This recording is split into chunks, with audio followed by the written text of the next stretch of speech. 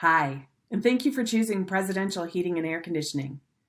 I wanted to take a couple minutes today just to let you know what to expect during your upcoming visit. Prior to the visit, we'll send you a message introducing you to your comfort advisor and to let you know that they're on their way. Please make sure that they have clear access to all of your equipment and that any pets are safely secured.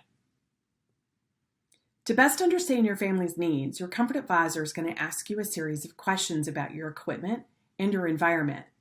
So please make sure you share with them if you have any concerns in any of these areas.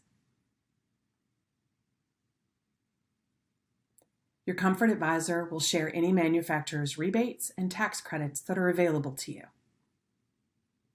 They'll also review our various payment options to help you choose the best option for you and your family.